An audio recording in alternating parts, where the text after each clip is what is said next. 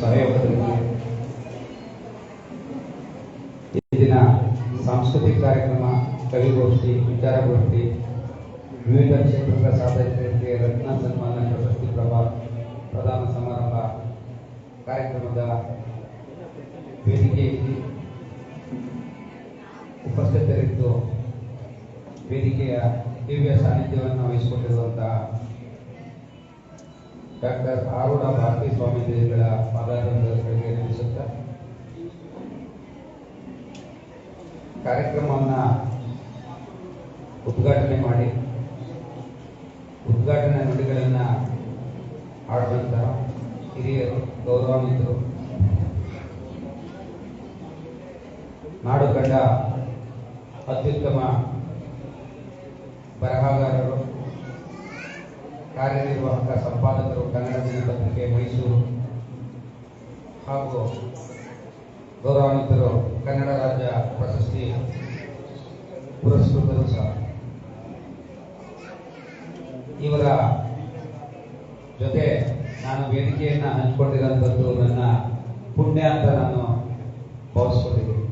Shri Prasanna Kumar sir ಅವರನ್ನ ನಾವು ಅವರ ಬರಹಗಳನ್ನು ಓದಿದ್ವಿ, ಕೇಳಿದ್ವಿ, ನೋಡಿದ್ವಿ. ಅವ್ರ ಜೊತೆ ವೇದಿಕೆ ಅಂದ್ಕೊಂಡದ್ದು ಅದಕ್ಕೆ ಕಲಿಸ್ಕೊಟ್ಟಿದ್ದು ನಮ್ಮ ಮಂಜುನಾಥ್ ಅವರಿಗೂ ಕೂಡ ನಾನು ಹೃದಯಪೂರ್ವಕವಾದಂತಹ ನಮನಗಳನ್ನು ತಿಳಿಸ್ತಾ ಇದ್ದೀನಿ. ಹಾಗೆ ವೇದಿಕೆಯಲ್ಲಿ ಉಪಸ್ಥಿತರಿರುವಂತಹ ಮುಖ್ಯ ಅತಿಥಿಗಳಾಗಿ ಆಗಮಿಸಿರುವಂತಹ ಡಾಕ್ಟರ್ ಡಿ ತ್ಯಾಗರಾಜ್ ಸರ್ ಅವರೇ, ಸ್ವಾಗತ ಮತ್ತು ಪ್ರಾಸ್ತಾವಿಕ ನುಡಿಯನ್ನು ನುಡಿದಂತಹ ಡಾಕ್ಟರ್ ಜಿ ಶಿವಣ್ಣರವರೇ,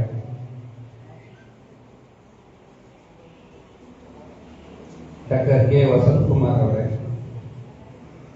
ಕರ್ನಾಟಕ ರಾಜ್ಯ ಸರ್ಕಾರಿ ನೌಕರರ ಸಂಘದ ರಾಜ್ಯ ಪರಿಷತ್ ಸದಸ್ಯರು, ಇತರರು ಹಾಗೂ ನಮ್ಮ ಹೆಜರಿಕೋಟೆ ತಾಲೂಕಿನ ಸೋನಹಳ್ಳಿ ಶಾಲೆಯ ಕ್ರಿಯಾಶೀಲ ಮುಖ್ಯ ಶಿಕ್ಷಕರಾದಂತಹ ಮತ್ತು ಈ ನನ್ನ ಒಂದು ಕಾರ್ಯಕ್ರಮಕ್ಕೆ ಆಗಮಿಸಲಿಕ್ಕೆ ಕಾರಣಕರ್ತರಾದಂತಹ ಮಂಜುನಾಥ್ ಅವರೇ, ವೇದಿಕೆಯಲ್ಲಿ ಉಪಸ್ಥಿತರಿದ್ದ ಎಲ್ಲ ಸನ್ಮಿತ್ರರೇ, ವೇದಿಕೆಯ ಮುಂಭಾಗ ಇರುವಂತಹ ಎಲ್ಲ ವಿವಿಧ ಕ್ಷೇತ್ರಗಳಿಂದ ಆಗಮಿಸಿರುವಂತಹ ಎಲ್ಲ ಗೌರವಾನ್ವಿತರೆ, ಮಾಧ್ಯಮ ಮಿತ್ರರೇ, ನನಗೆ ಒಂದು ಕ್ಷಣ ಏನು ಮಾತಾಡಬೇಕು ಅಂತ ಗೊತ್ತಾಗಲಿಲ್ಲ. ಮಂಜುನಾಥ್ ಅವರು ಹೇಳಿದಾಗಲೂ ಕೂಡ ಗೊತ್ತಾಗಲಿಲ್ಲ. ನಾನು ನನ್ನ ಕೆಲಸವನ್ನ ಮಾಡಿದೆ ಅಷ್ಟೇ, ನಿಷ್ಠೆಯಿಂದ. ಹೆಜರಿಕೋಟೆ ತಾಲೂಕಿಗೆ ಹೋಗ್ಲಿಕ್ಕೆ ಅಧಿಕಾರಿಗಳು ಹಿಂದೆ ನೋಡ ಅಂತದ್ದು. ಕಳೆದ ಸಾರಿ ಮೈಸೂರು ದಕ್ಷಿಣ ವಲಯದಲ್ಲಿ PO ಇದೆ. ಆಗಲೂ ಸಹ 25ನೇ ಇಸ್ವಿಯಲ್ಲಿ ಪ್ರಥಮ ಸ್ಥಾನದಲ್ಲಿ SSLC ಫಲಿತಾಂಶವನ್ನು ತಂದಿದೆ. ಅಂದ್ರೆ ಪರಿಶ್ರಮ, ನಮ್ಮ ಶಿಕ್ಷಕರ ಪರಿಶ್ರಮ ಪ್ರಮುಖವಾಗಿ ನಮ್ದಲ್ಲ, BON ಪೂರ್ಣ ಅಲ್ಲ, ಶಿಕ್ಷಕರ ಪರಿಶ್ರಮದಿಂದ ಈ ಒಂದು ಪ್ರತಿಫಲ ನೀಡಿದೆ. ಪರಿಶ್ರಮ ಪಟ್ಟರೆ ಖಂಡಿತ ಪ್ರತಿಫಲ ದೊರೆಯುತ್ತೆ ನಮಗೆ ಕಾರಣ ಆಗಿದೆ. ಅದಕ್ಕೆ ಅದು ಹೆಗ್ಗಡದೇವನಕೋಟೆ ತುಂಬಾ ಅರಣ್ಯ ಇರುವಂತಹ ಪ್ರದೇಶ, ವಿಸ್ತೀರ್ಣತೆಯಲ್ಲಿ ತುಂಬಾ ದೊಡ್ಡದು. ಸರಗೂರು ಮತ್ತು ಹೆಜರಿಕೋಟೆ 2 ತಾಲೂಕುಗಳನ್ನು ಮಗು ಭಾಷೆಯನ್ನ ತಿಳಿದುಕೊಂಡ್ರೆ, ಸ್ಪಷ್ಟವಾಗಿ ಓದುವಂಥದ್ದನ್ನ, ಶುದ್ಧವಾಗಿ ಬರೆಯುವಂಥದ್ದನ್ನ ತಿಳ್ಕೊಂಡ್ರೆ ಕನ್ನಡ ಭಾಷೆಯನ್ನ, ಅವನು ಉಳಿದ ಎಲ್ಲ ಭಾಷೆಯನ್ನ ಸರಾಗವಾಗಿ ಪಾಸ್ ಆಗ್ತದೆ. ಇದು ನಾವು ಪ್ರಾರಂಭದಿಂದಲೂ ನಾವು ಶಿಕ್ಷಕರಾದವರು ಕಲಿಸ್ಬೇಕು. ಕನ್ನಡ ಸ್ಪಷ್ಟವಾಗಿ ಓದಬೇಕು, ಶುದ್ಧವಾಗಿ ಬರಬೇಕು, ಉಚ್ಚಾರಣೆಯನ್ನು ಶುದ್ಧವಾಗಿ ಇರಬೇಕಾಗ್ತದೆ. ಇವು ಮೂರನ್ನ ಕಲ್ತ್ಕೊಂಡ್ರೆ ಗಣಿತ, ವಿಜ್ಞಾನ, ಸಮಾಜ ವಿಜ್ಞಾನ ಯಾವುದು ಕಷ್ಟ ಆಗಲ್ಲ. ಇದು ಪ್ರಾರಂಭಿಕವಾಗಿ ನಾವು ಮಾಡಬೇಕಾಗಿದ್ದು. ನಾನು ಅಲ್ಲಿ ಪ್ರಾರಂಭದಲ್ಲಿ ಮಾಡಿದ್ದು ಕೂಡ ಅಷ್ಟೇ. 8-9 ತಿಂಗಳ ಕಾಲ ನಿರಂತರವಾದಂತಹ ಶಿಕ್ಷಕರ ಪರಿಶ್ರಮ ಜೊತೆಗೆ ಪ್ರಯತ್ನಗಳ ಜೊತೆಗೆ ಪರೀಕ್ಷೆಗಳು, ಇವಿಷ್ಟು ನಿರಂತರತೆಯಲ್ಲಿ ನಡೆದಂತಹ ಸಂದರ್ಭದಲ್ಲಿ ಶಿಕ್ಷಕರ ಮತ್ತು ವಿದ್ಯಾರ್ಥಿಗಳ ನಿರಂತರ, ಮಕ್ಕಳು ರೆಗ್ಯುಲರ್ ಆಗಿ ಶಾಲೆಯಲ್ಲಿ ಪ್ರತಿನಿತ್ಯ ಹಾಜರಿರಬೇಕು, ಶಿಕ್ಷಕರು ಪ್ರತಿನಿತ್ಯ ಶಾಲೆಯಲ್ಲಿ ಇರಬೇಕು. ಇವೆರಡೇ ನಾವು ಸಿಂಪಲ್ ಆಗಿ ಮಾಡಿದಂಥದ್ದು. ಒಂದು ದಿನ ನಮ್ಮ ಮಕ್ಕಳು ತಪ್ಪಿಸ್ಕೊಳ್ಳಂಗಿಲ್ಲ, ಶಿಕ್ಷಕರು ಒಂದು ದಿವಸ ತಪ್ಪಿಸ್ಕೊಳ್ಳಂಗಿಲ್ಲ. ಕಲಿಕೆ ಇರಬೇಕು. ಅದರ ಜೊತೆಗೆ ಕಾಡಂಚಿನ ಪ್ರದೇಶದಲ್ಲಿ ಮಕ್ಕಳಲ್ಲಿ ಮನೆಯಲ್ಲಿ ಓದುವಂತಹ ಸೌಲಭ್ಯಗಳು ಸ್ವಲ್ಪ ಕೊರತೆ ಇರೋದ್ರಿಂದ ಅಂತಹ ಮಕ್ಕಳಿಗೆ ನಾವೇ ಕಾಡಂಚಿನ ಸರ್ಕಾರಿ ಪ್ರೌಢಶಾಲೆಗಳಲ್ಲಿ ವಾಸ್ತವ್ಯವನ್ನು ಹೂಡಿ, ಸುಮಾರು ಶಾಲೆಗಳಲ್ಲಿ ವಾಸ್ತವ್ಯವನ್ನು ಹೂಡಿ ರಾತ್ರಿ ತರಗತಿಗಳನ್ನ ಶಾಲೆಗಳಲ್ಲಿ ನಡೆಸಿ ಮಕ್ಕಳಿಗೆ ಮನೆಯಲ್ಲಿ ಓದುವಂತ ಪರಿಸರ ಇಲ್ಲದೆ ಇರೋದ್ರಿಂದ ಸಾಮಾಜಿಕವಾಗಿ, ಆರ್ಥಿಕವಾಗಿ, ಶೈಕ್ಷಣಿಕವಾಗಿ 90% ಮಕ್ಕಳು ಕೂಲಿ, ಪೋಷಕರು ಕೂಲಿಯನ್ನೇ ಮಾಡ್ಕೊಂಡು ಬದುಕುವಂಥದ್ದು.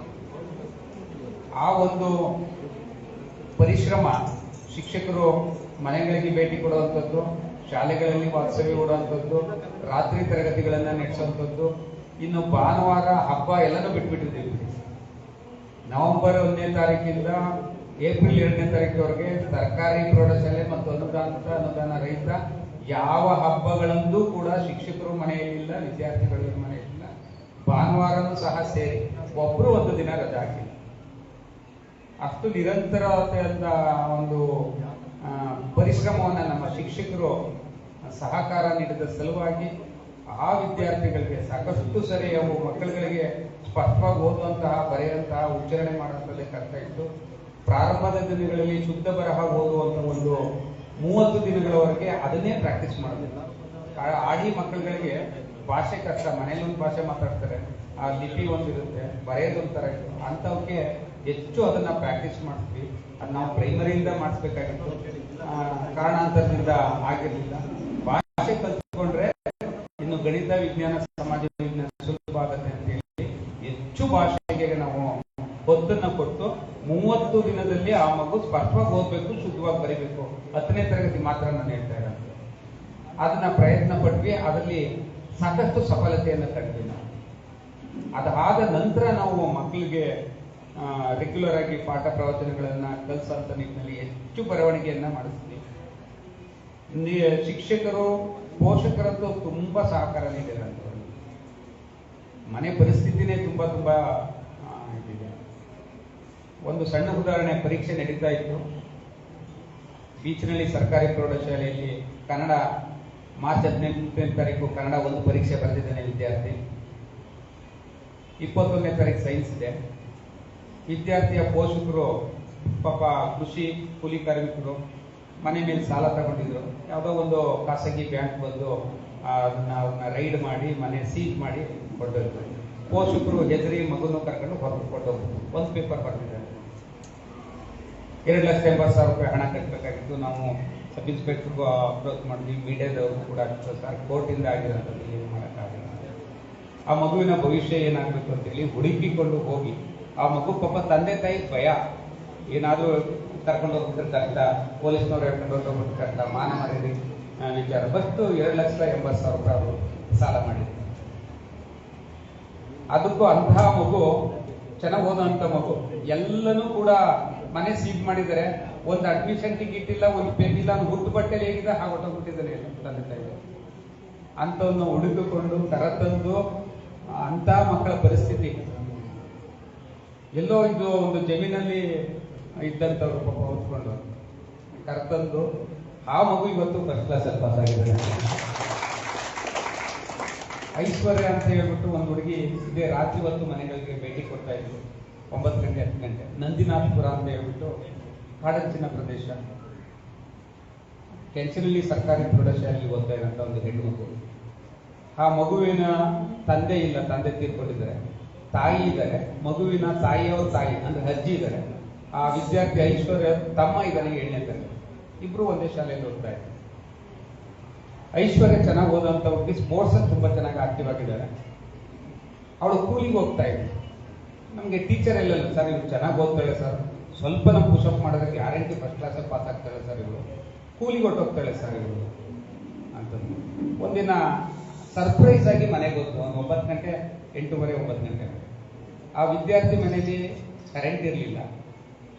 ಹೊರಗಡೆ ಜಗಲಿಯಲ್ಲಿ ಕೂತ್ಕೊಂಡು ಕೀಪ್ಯಾಡ್ ಮೊಬೈಲಲ್ಲಿ ಪಕ್ಕದ ಮನೆಯವ್ರ ಹತ್ರ ಚಾರ್ಜ್ ಮಾಡ್ಕೊಂಡು ಓದ್ತಾ ಇದ್ದ ಹುಡುಗಿ. ಪಕ್ಕದಲ್ಲಿ ಅಜ್ಜಿ ಇತ್ತು, ತಾಯಿ, ಅವ್ರ ತಾಯಿ ಕೂಡ ಇದ್ರು. ತಾಯಿ ಸ್ವಲ್ಪ ಫಿಸಿಕಲಿ ಹ್ಯಾಂಡಿಕ್ಯಾಪ್ಟು, ತಮ್ಮನೂ ಕೂಡ ಇದ್ದ 7ನೇ ತರಗತಿ. ಯಾಕಮ್ಮ ಕರೆಂಟ್ ಇಲ್ವಾ ಅಂತ ಹೇಳಿ, ಇಲ್ಲ ಸರ್ ನಮ್ಮ ಮನೇಲಿ ಕರೆಂಟ್ ಇಲ್ಲ ಅಂತ. ಮಾರನೇ ದಿನ ಅದು ಮೀಡಿಯಾದಲ್ಲಿ ಬಂತು, ಟೈಮ್ಸ್ ಆಫ್ ಇಂಡಿಯಾದಲ್ಲಿ ಬಂತು. ಅಧಿಶಿಕ್ಷಣ ಸಚಿವರು ಕೂಡ ಕರೆ ಮಾಡಿ ಕೇಳಿದ್ರು, ಶಾಸಕರು ಹೇಳಿದ್ರು, ಚುನಾಯಿತ ಪ್ರತಿನಿಧಿಗಳು, ಇಲ್ಲ ನಮ್ಮ ತಾಯಿ ಮಲಿಕೊಳ್ಳಿಲ್ಲ ಅಂತಂದ್ರೆ, ಹುಷಾರ್ ತಪ್ಪಲಿಲ್ಲ ಅಂತಂದ್ರೆ ನಾನು ಹೋಗಲ್ಲ ಸರ್, ನಮ್ಮ ತಾಯಿ ಹುಷಾರ್ ತಪ್ಪರೆ ನಮ್ಮ ಸಂಸಾರ ನಡೆಸೋದೇ ಇಲ್ಲ ಸರ್ ಅಂತಂದ್ರೆ ತಾಯಿನೂ ಹೇಳಿದ್ರು. ನನ್ನ ಕಣ್ಣಲ್ಲಿ ನೀರು ಬಂದಂಗೆ ಬಂತು. ಒಂದು SLC ಹುಡುಗಿ 300 ರೂಪಾಯಿ ಕೂಲಿಗೋಸ್ಕರ ಶಾಲೆ ಬಿಟ್ಬಿಟ್ಟು ಹೋಗುವಂಥದ್ದು. ಸೊ ಆ ಹುಡುಗಿಗೂ ಕೂಡ ಒಂದು ಆ ಥರದ್ದು ಸಾಕಷ್ಟು ಇರೋಂಥವು. ಫಸ್ಟ್ ಕ್ಲಾಸಲ್ಲಿ ಪಾಸ್ ಆಯ್ತು ಐಶ್ವರ್ಯ ಅಂತ ಹುಡುಗಿ. ಇವತ್ತು ಅದೇ ಬೆಂಗಳೂರಿಂದ ಬೇರೆ ಬೇರೆ ಕಂಪ್ನಿಯವರು ಕೂಡ ಅವ್ರನ್ನ ಹಡಾಕ್ ಮಾಡ್ಕೋತೀವಿ ಸರ್, ಅವ್ರನ್ನ ಖರ್ಚು ವೆಚ್ಚನೆಲ್ಲ ನಾವೇ ಭರಿಸ್ತೀವಿ ಸರ್, ಆ ವಿದ್ಯಾರ್ಥಿ ಡೀಟೇಲ್ಸ್ ಎಲ್ಲ ಕೊಡಿ ಸರ್ ಅಂತಂದ್ರೆ ಪ್ರೋತ್ಸಾಹ ನೀಡುವಂಥವ್ರು ಸಾಕಷ್ಟು ಜನ ಇದ್ದಾರೆ ಮಕ್ಕಳ ವಿದ್ಯಾರ್ಥಿ. ಅದು ನಿರಂತರತೆಯನ್ನ ನಮ್ಮ ಶಿಕ್ಷಕರು ಬೆಳೆಸ್ಕೊಂಡು ಬಂದರು. ಈ ಒಂದು ನಿಟ್ಟಿನಲ್ಲಿ ಎಚ್.ಡಿ. ತಾಲೂಕಿನ ಇತಿಹಾಸದಲ್ಲಿ ಪ್ರಪ್ರಥಮ ಬಾರಿಗೆ ಇವತ್ತು ಆ ತಾಲೂಕಿನ ನಮ್ಮ ಮಂಜು ಮತ್ತು ಇಲ್ಲಿ ನಮ್ಮ ಟೀಚರ್ ಬಹಳಷ್ಟು ಜನ ಇದ್ದಾರೆ. ಎಷ್ಟು ಸಾಮಾನ್ಯ ಜನ ಖುಷಿ ಪಡ್ತಾರೆ ಅಂದ್ರೆ ನಮ್ಮ ಕರ್ನಾಟಕ ರಾಜ್ಯದಲ್ಲೇ ಅಷ್ಟು ಶಿಕ್ಷಣದ ಬಗ್ಗೆ ಖುಷಿ ಪಡೋಂಥವ್ರು ಸಾಮಾನ್ಯ ಜನ ಖುಷಿ ಪಡ್ತಾ ಇರೋಂಥದ್ದು. ಅಯ್ಯೋ ಹೆಗ್ಗಡದೇವನಕೋಟೆ ತಾಲೂಕು ಫಸ್ಟ್ ಬಂತು ಸಟ್ ಬಂತು ಅಂತ ಟೀಚರು, ಮಕ್ಕಳು, ಸಂಸ್ಥೆ, ಶಾಲೆ ಸಂತೋಷ ಪಡೋದು ಹೋಗ್ತಾರ. ಅಲ್ಲಿಯ ಪ್ರತಿಯೊಂದು ಸಂಘ ಸಂಸ್ಥೆ, ರೈತರಾಗಿರ್ಬೋದು, ಸಂಘಟನೆಗಳಾಗಿರ್ಬೋದು, ಚುನಾಯಿತ ಪ್ರತಿನಿಧಿಗಳಾಗಿರ್ಬೋದು, ಎಲ್ಲರೂ ಕೂಡ ಬಹಳ ಸಂತಸವನ್ನ ಪಡ್ತಾ ಇರೋಂಥದ್ದು.